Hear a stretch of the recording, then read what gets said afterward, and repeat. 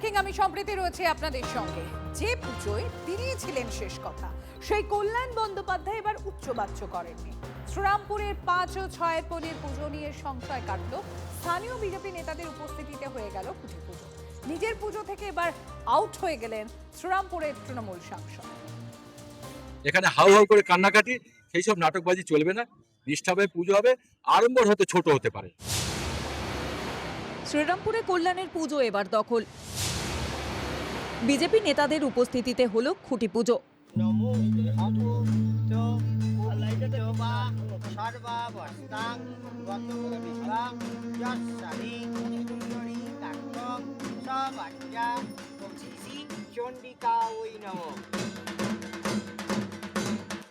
শ্রীরামপুরে RMS মাঠে 5 ও 6 পল্লীর পুজো দেখল পালাবদল।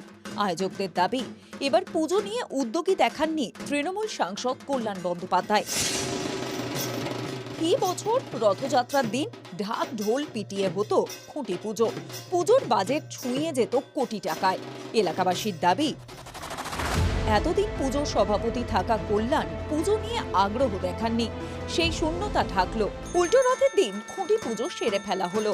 যদিও বিজেপি নেতাদের দাবি, দখলদারি নয়, পুজো যাতে বন্ধ না হয় তার জন্য তাঁরা এগিয়ে এসেছেন। যেহেতু তারা পুজোটা ছেড়ে দিয়েছে, মাননীয় সাংসদ ওর মধ্যে এখন নেই, উনি করছেন না, তো পুজো তো বন্ধ হতে পারে না। আমরা তো পুজো সংস্কৃতিটা রাখবো। সেই পুজোর জন্য ওরা আমাকে যদি ডাকে আগামী দিনে, আমায় যদি মনে করে যে ওদের সঙ্গে থাকা দরকার আছে, আমি যাব। ব্যবসায়ীদের সাথে নিয়ে এলাকার যে বাসিন্দা আছে তাদের উদ্যোগে আমরা সবাই মিলে একসঙ্গে এই পুজোটা করতে চাইছি। এবার পুজো নিয়ে কল্যাণের তাপ উত্তাপ না দেখে খোঁচা দিতে ছাড়েননি বিজেপি নেতারা। তিনি এসে পুজোয় বসুন, আমাদের কোনো অসুবিধা নেই। অতীতে যারা পুজো করছে তাদের অনেক বড় বড় ব্যাপার ছিল, আমরা তো সেই গোলাবাজিতে বিশ্বাসই করি না। কল্যাণের পুজোর সম্পাদক ছিলেন শ্রীরামপুরের দাপুটের তৃণমূল নেতা সন্তোষ সিং। সেই সন্তোষ এখন কল্যাণের ঘর ছেড়ে ঋতব্রত শিবিরে। পুজো হাতছাড়া হয়ে গেলেও মাথা ব্যথা নেই তৃণমূল নেতার। বিজেপি তৃণমূল মা ভাগ হয় না, পুজোতে আবার পাল্টা হয়। মা কি আর এর আর ওর হয়? শ্রীরামপুরে 5 ও 6 পল্লীর পুজোর ভবিষ্যৎ নিয়ে আর চিন্তা নেই। পুজো হচ্ছে, সেই সঙ্গে কল্যাণ যোগও ইতিহাস হয়ে গেল। হুগলি থেকে আশিক ইনসানের রিপোর্ট, TV9 বাংলা। কাজের নামে প্রাপ্তি বলতে বিগ ফ্যাট জিরো। ভোটের আগে তৃণমূল সাংসদের হাতে মেমারিতে শিলান্যাস হয়েছিল সেতু। সামান্য এগোয়, ব্যাস ওইটুকুই। দিলালপুর ও খাঁড়ো সংযোগের পথ জুড়ে আজও শুধুই কাঁটা, দেখাই নেই সাংসদের। বিধানসভা ভোটের আগে বর্ধমান পূর্ব লোকসভা কেন্দ্রের সাংসদ শর্মিলা সরকারের হাত ধরে পূর্ব বর্ধমানের মেমারির দিলালপুর এবং খাঁড়ো গ্রামের মাঝে এই সেতুর কাজ শুরু হয়েছিল, তার শিলান্যাস হয়েছিল। কিন্তু বিধানসভা ভোট মিটতেই কাজ সম্পূর্ণ বন্ধ। কাজ শুরুর পর ডিভিসির মাঝে পিলার পর্যন্ত বসানো হয়। এলাকার মানুষ ভেবেছিলেন এবার তাদের দাবি মিটতে চলেছে, কিন্তু ভোটের পর তাদের আশা নিরাশায় বদলে গিয়েছে। কাজের ডেট দেখুন না, কবে ডেট দিয়েছে কাজের স্টার্টিংয়ে। কাজ শুরু হলো মাস দুয়েক পর, দিয়ে ওই অর্ধেক হয়ে কাজ আপাতত বন্ধ। এবার মানুষগুলো যাবে কি করে? সবথেকে বেশি অসুবিধা হচ্ছে স্কুলের ছেলে মেয়েদের, সব থেকে বেশি অসুবিধে পড়ে গেছে। এই যে ছোট ছোট বাচ্চারা যে পড়া কামায়, স্কুল কামায় যাচ্ছে, ওই বাসে পুল করেছে সেটাও বন্ধ হয়ে যাচ্ছে, এই জল বেড়ে গেছে। যাতায়াতের সমস্যার সাময়িক সমাধানের জন্য স্থানীয়রাই নিজেদের উদ্যোগে অস্থায়ীভাবে একটি বাঁশের সাঁকো তৈরি করেছেন। চলছে ঝুঁকিপূর্ণ যাতায়াত। ডিভিসির জল একটু বাড়লে সেই রাস্তাও বন্ধ। মেমারি পুরো এলাকায় পৌঁছতে তখন বাধ্য হয়ে অন্তত 8 থেকে 10 কিলোমিটার ঘুরপথে যেতে হচ্ছে। দিলালপুরে যারা সদস্য ছিলেন তাদেরকে বলা হচ্ছে, তারা বলছেন যে আমরা তো দলই নেই, আর আমরা কি করব, আপনারা ওপরে জানান যে যা হবে। কন্ট্রাক্টর বলছে টাকা ঢোকেনি। উনি নাকি ম্যাডামের কাছে গিয়েছিলেন, বিডিও ম্যাডামের কাছে, বিডিও ম্যাডাম বলছে এখন কোনো টাকা নেই। 3 মাস আগে শিলান্যাস করে গেছে, এমপি নিজে এসেছিল শর্মিলা সরকার।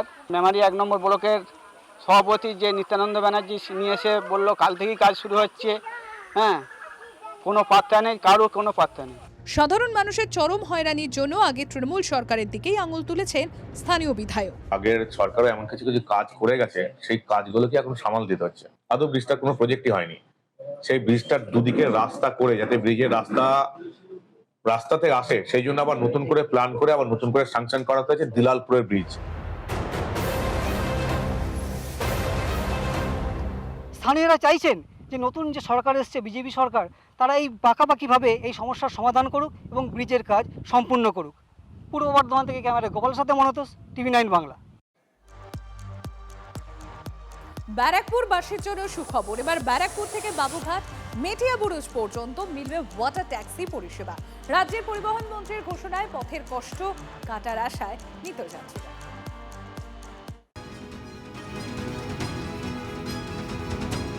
রোজকার যানজট থেকে মুক্তি পেতে চলেছেন ব্যারাকপুরের মানুষ।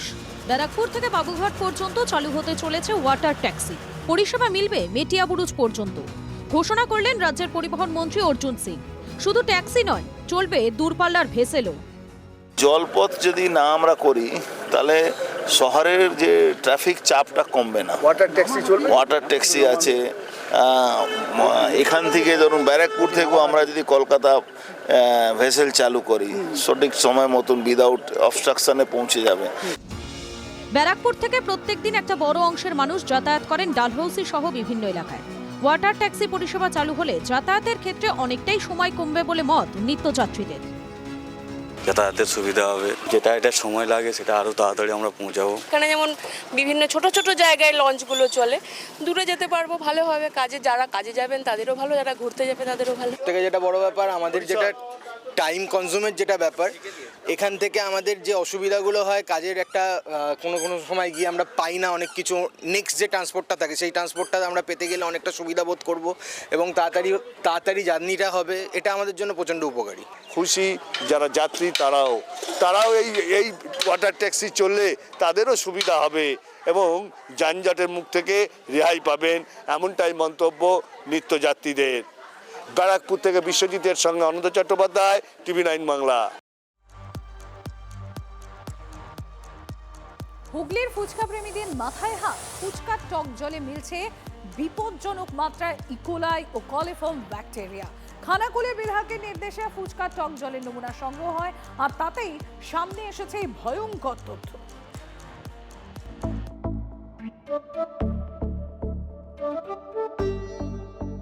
ফুচকা নামটা শুনলেই জিভে জল আসে। টক জল দিয়ে ফুচকা খাওয়ার জন্য ঘন্টার পর ঘন্টা লাইনে দাঁড়িয়ে থাকেন ফুচকা প্রেমীরা। আর এই টক জলেই লুকিয়ে আছে বিপদ। হুগলির খানাকুলের বিভিন্ন এলাকায় ফুচকা বিক্রেতাদের থেকে জলের নমুনা সংগ্রহ করা হয় বিধায়ক সুশান্ত ঘোষের নির্দেশে।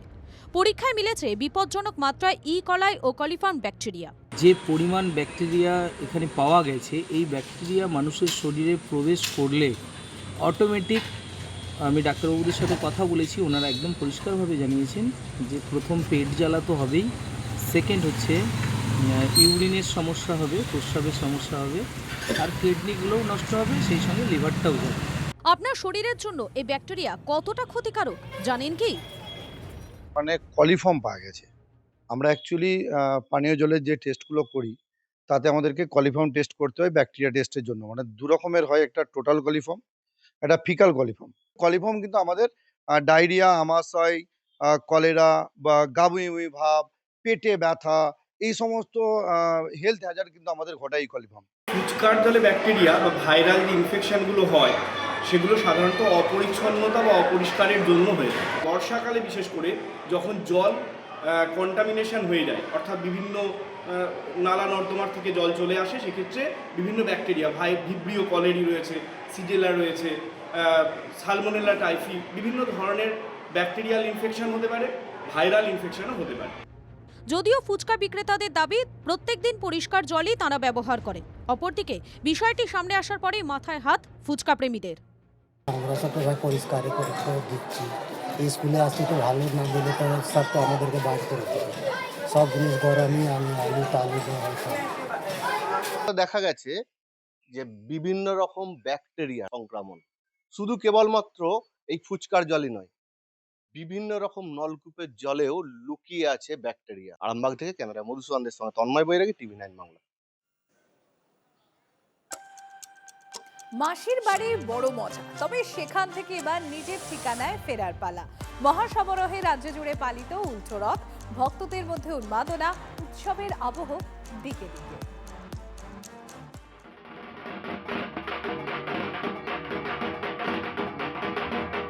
উল্টো রথের দিনই শারদ উৎসবের ঢাকে কাঠি কাঁথি নান্দনিক ক্লাবে খুঁটি পুজো হয়ে গেল, যে ক্লাবের সভাপতি খোদ মুখ্যমন্ত্রী।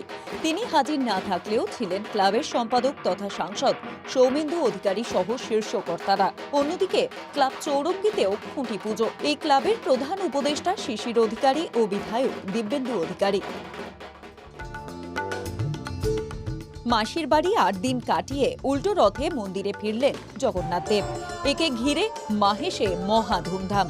কথিত আছে উল্টো রথে জগন্নাথকে স্পর্শ করলে মোক্ষ লাভ হয়। সকাল থেকেই তাই ভক্তদের ঢল।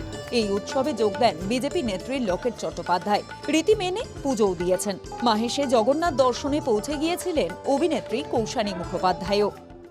পুরো জগন্নাথকে জড়িয়ে ধরে বলতে পারলাম আমার মনের কথা, এটা আমার সৌভাগ্য। জগন্নাথ দেব মহাপ্রভু টেনেছে বলে আসতে পেরেছি, এটা বলা যায় না, এটা আমার আর প্রভুর কথা। ইসকন মায়াপুরে সকাল থেকে সাজো সাজো রব। এই বিশেষ দিনে প্রতি বছরের মতো প্রভু জগন্নাথ দেবের উদ্দেশ্যে মহাপ্রসাদ নিবেদন করা হয়। প্রথা অনুযায়ী একে 56 ভোগ বলা হলেও উল্টো রথযাত্রার বিশেষ দিনে পদের সংখ্যা 100 ছাড়িয়ে যায়। দীঘার জগন্নাথ মন্দিরে ভক্তিভরে পালিত উল্টো রথ। সুসজ্জিত রথে চড়ে মন্দিরে ফিরলেন প্রভু জগন্নাথ, বড় ভাই বলভদ্র ও বোন সুভদ্রা। দেশ বিদেশের বহু পর্যটক ও ভক্তের ভিড়।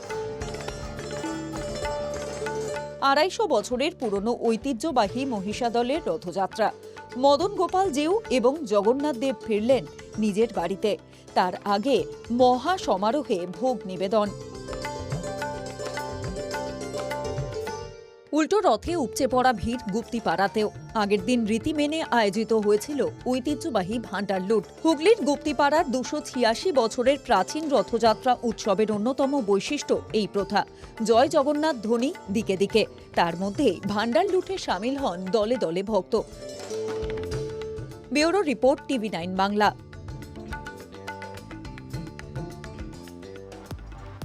নিটের প্রশ্নফাঁস বিতর্কে তোলপাড়, প্রধানমন্ত্রীর বার্তার পরেই কড়া পদক্ষেপ। সূত্র খবর, এনটিএ থেকে 47 জনকে সরানো হচ্ছে, বদলে ফেলা হচ্ছে এনটিএর কাঠামো। 1 মাসের মধ্যেই ন্যাশনাল টেস্টিং এজেন্সিতে বড় পরিবর্তন আসছে। এনটিএর কয়েকজন অফিসারের বিরুদ্ধে আইনি ব্যবস্থা নেওয়া হবে বলেও সূত্রের খবর।